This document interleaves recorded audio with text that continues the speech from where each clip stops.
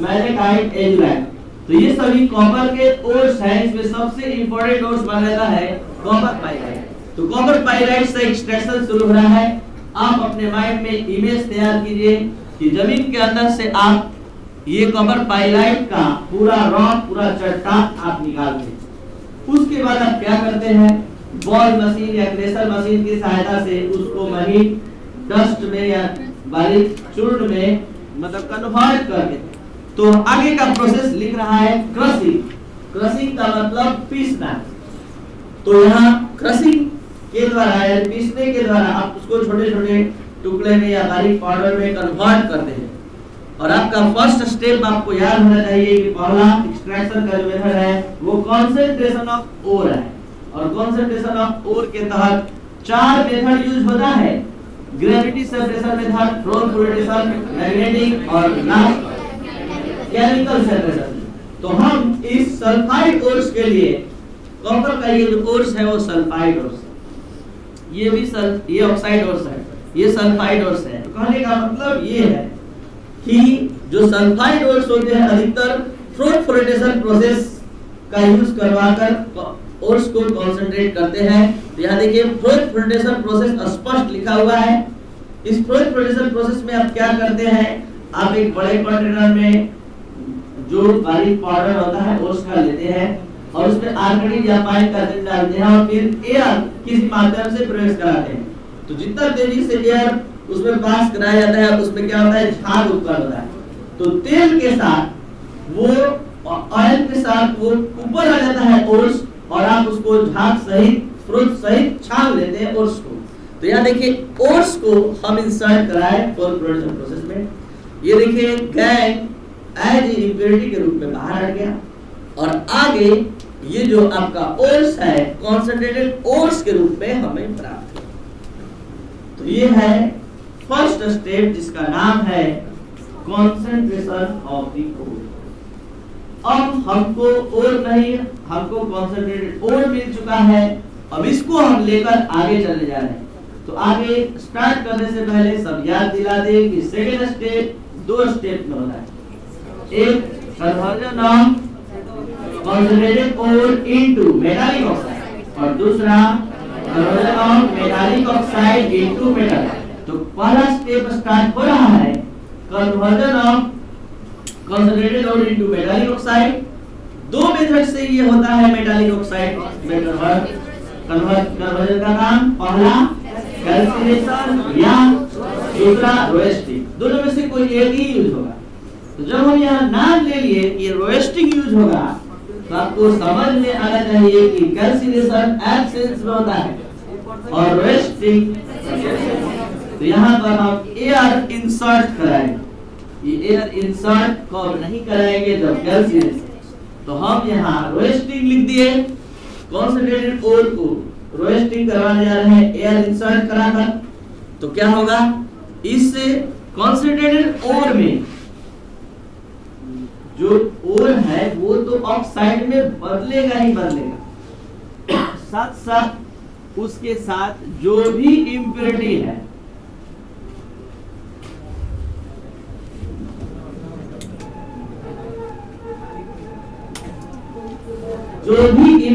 है जैसे सल्फर, जैसे आर्सेनिक, जैसे एसबी, ये तीनों सल्फर एसएसबी तीनों ऑक्साइड बनकर वोलेटाइल ऑक्साइड बनकर उड़ जाता है। तो हमारे इस कॉन्सेंट्रेटेड ओर में जो ओर तो है ही, साथ साथ अदर मेटल्स या नॉन मेटल्स हैं वो ऑक्सीजन के संपर्क में आते ही वोलेटाइल ऑक्साइड बनकर उड़ जाते हैं, हट जाते हैं। तो इसका रोस्टिंग का काम केवल ये नहीं कि कॉन्सेंट्रेटेड ओर को ऑक्साइड में केवल चेंज करेगा, बल्कि साथ ही साथ जो भी अदर सब्सटेंस है उसको भी ऑक्साइड में मतलब वोलेटाइल ऑक्साइड में कन्वर्ट करके रिमूव करना है। तो ये sulphur H+O2 SO2, arsenic AS2O3 के फॉर्म में बाहर निकलेगा। एंटीमनी Sb अगर होगा तो वो Sb2O3 के रूप। और इस तरह से जो अब ओर प्राप्त होगा वो रोस्टेड ओर कहलाएगा। तो कॉन्सेंट्रेटेड ओर से ज्यादा प्यूरिफाई रोएस्टेड, और अब रोएस्टेड ओर्स को आगे अब लेकर चलेंगे। हमको मेटल का ऑक्साइड मिल चुका है, अब हमारा लक्ष्य मेटल प्राप्त करना। तो यहाँ पर हम रोएस्टेड ओर्स को लेकर आगे बढ़ेंगे। तो आपको याद होना चाहिए कि यहाँ रिडक्शन मेथड यूज होगा। तो रिडक्शन में आप खोजेंगे कि carbon reduction, aluminium reduction, hydrogen reduction कोई दिखाई दे तो आपको बता दें कि कार्बन रिडक्शन का ही दूसरा नाम स्मेल्टिंग है। और आप यहाँ देख भी रहे हैं कार्बन इंसर्ट कराया जा रहा है। कोक कार्बन का एक रूप है, कोक का सिंबल सी होता है। तो यहाँ पर कोक इंसर्ट कराया जा रहा है विद सिलिका, बालू के साथ, सैंड, ठीक है, बालू और कोक मिलाकर हम इसमें इंसर्ट करा रहे हैं। तो हमें यहाँ पर, और ये कहाँ वर्क हो रहा है, इस चीज में रखकर, तो ब्लास्ट फर्नेस, एक भट्टी जिसको ब्लास्ट फर्नेस कहते हैं, उसमें रखकर ये स्मेल्टिंग का काम, जिसमें कोक और बालू मिलाया गया है। जैसे FeO है तो FeSiO3 के रूप में, स्लैग के रूप में बाहर निकल जाए। FeO इसमें प्रेजेंट होता है तो SiO2 बालू से मिलेगा साइड से, तो FeSiO3 के रूप में हट जाए और हमारा जो मेन अब सब्सटेंस बच गया इस कंटेनर में वो Cu2S और कुछ FeO है। कॉपर का सल्फाइड Cu2S और FeO है, जिसको हम नाम देते हैं यहाँ मैटी। क्या नाम देते हैं? मैटी। तो सेकंड स्टेप जाते जाते हमें जो कॉपर मिला, कॉपर का ओर्स जिस फॉर्म में मिला वो मैटी के फॉर्म में मिला। और इस मैटी किसे कहते हैं? मैटी तो याद रखिएगा आज के बाद a mixture of Cu2S and FeO। Cu2S और FeO के मिक्सचर को क्या कहते हैं? मैटी। और अब हम मैटी को लेकर आगे बढ़ने जा रहे हैं प्यूरिफिकेशन करवाने। और प्यूरिफिकेशन का जो मेथड है आप समझ चुके हैं, ऑक्सीडेशन, लिक्वेशन, डिस्टिलेशन, ठीक है, पोलिंग और इलेक्ट्रोरिफाइनिंग। तो देखिए सबसे पहले हम इसको बेस मेराइजेशन प्रोसेस से प्यूरिफाई करेंगे।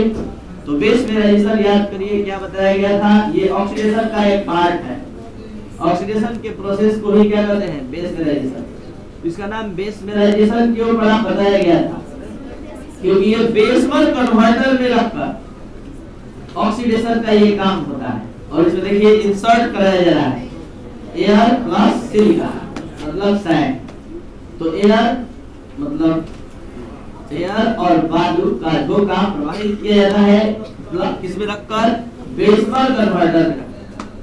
तो उससे क्या होता है, जो भी वोलेटाइल ऑक्साइड है बनकर उड़ना रहता है, उड़ जाता है।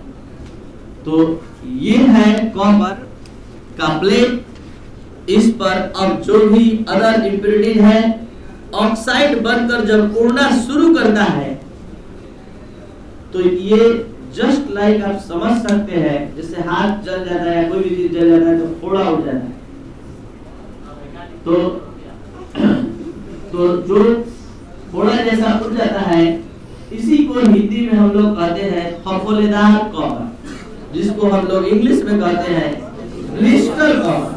या कोई टैबलेट का पत्ता आप देखते हैं उगल मतलब जहाँ टैबलेट होता है वहाँ उभरा रहता है। तो ये यहाँ से वोलेटाइल ऑक्साइड के फॉर्म में इंप्योरिटीज गायब हो गया। तो जहाँ से गायब होने से वहाँ एयर भरा रहता है।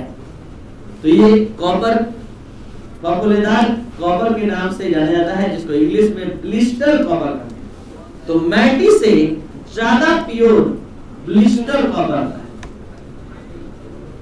तो ये ब्लिस्टर कॉपर ये ऑक्सीडेशन के प्रोसेस बेस मेराइजेशन के बाद प्राप्त हुआ। इसमें एयर और सिलिका मिक्स किया गया और तब जाकर बेसमल कन्वर्टर में रखकर ये काम हुआ, जिससे स्लैग बनकर जो भी इंप्योरिटीज है हट गया और आगे जो मिला उसका नाम ब्लिस्टर कॉपर है। अभी भी हमारा कॉपर प्योर फॉर्म में नहीं है। आपको बता दें कि अभी भी इस कॉपर में कॉपर का अपना ही ऑक्साइड प्रेजेंट है, कोई दूसरा नहीं, अपना ही ऑक्साइड CO। हम चाहते हैं कि ये हट जाए, तो ये कोई अदर रिफाइनिंग के मेथड से नहीं हटता है। ये जब हटता है तो पोलिंग से। और पोलिंग में क्या बताए थे, एक कंटेनर में रखकर ये मेटल को पिघलाते हैं और ग्रीन पोल्स ऑफ वुड मतलब हरी बांस की लकड़ी से चलाया जाता है। और हरी बांस की लकड़ी में होता है हाइड्रोकार्बन। उस हाइड्रोकार्बन को ऑक्सीडाइज करता है इसका ऑक्साइड। इसका ऑक्साइड जैसे ही संपर्क में आता है कॉपर का ऑक्साइड, उस हाइड्रोकार्बन को ऑक्सीडाइज करता है, CO2H2 बनकर उड़ जाता है। तो इसमें जो ऑक्सीजन प्रेजेंट है उस मोल्टेन मेटल में, उसको हरी बांस की लकड़ी से चलाने से उसको ऑक्सीजन से जैसे ही संपर्क होता है CO2H2 बनकर उड़ जाता है। और आपका अब ये जो बचता है वो कॉपर केवल बच जाता है मोल्टेन स्टेट। लेकिन अभी भी उसमें अदर मेटल के एटम कुछ ना कुछ वर्तमान होते हैं। हम चाहते हैं कि अब वो भी ना मिले, हमको सिर्फ 99.99% एकदम फाइन मेटल मिले। क्या करते हैं, जो अभी तक कॉपर प्राप्त हुआ है उसको बारीक मतलब पतला पतला छोटा छोटा रड में ऐसे काट लेते हैं और काटने के बाद उसको इलेक्ट्रो रिफाइनिंग के प्रोसेस में जो इम्प्योर रड है, इम्प्योर कॉपर, इसको हम हमेशा एनोड बनाते हैं और जो प्योर रड अलग से हम ले रहे हैं कॉपर का, ताकि हमारा कॉपर जो इसमें से प्राप्त हो, इस पर डिपॉजिट हो, तो वो कैथोड बनता है प्योर कॉपर। और यहाँ जो सॉल्ट यूज किया जाता है आपको पता है, उसी मेटल का सॉल्ट CuSO4। लास्ट बार ये इलेक्ट्रो रिफाइनिंग का प्रोसेस अच्छे से समझेंगे। जैसे ही हम इलेक्ट्रिक करंट का सप्लाई करेंगे ये दो आयन में टूट जाएगा, Cu++ और SO4-। तो ये पॉजिटिव आयन निगेटिव इलेक्ट्रोड पर यानी कैथोड पर जाकर डिपॉजिट होगा। जैसे ही डिपॉजिट होगा इसका कंसंट्रेशन इस सॉल्यूशन में कम हो जाएगा। तो उसके कंसंट्रेशन को मेंटेन करने के लिए उतना ही Cu एटम अपना इलेक्ट्रॉन इस रड पर ही छोड़कर सॉल्यूशन में जाएगा। तो बार बार ये प्रोसेस होगा, सॉल्यूशन से आयन कैथोड पर डिपॉजिट होगा और जहां आयन का कंसंट्रेशन कम हुआ उसको पूरा करने के लिए रड पर का Cu एटम अपना इलेक्ट्रॉन लॉस करके इलेक्ट्रॉन को रड पर ही छोड़कर आयन के फॉर्म में सॉल्यूशन में क्यों जाता है, क्योंकि कंसंट्रेशन बना है और लगातार Cu आयन इस पर डिपॉजिट होता है। ये रड मोटा होता जाता है और ये रड गलकर पिघलकर पतला होता जाता है। जो मेन एटम है वही जाकर उस पर डिपॉजिट होता है। तो इस तरह से आपका एक्सट्रैक्शन ऑफ कॉपर कंप्लीट हुआ।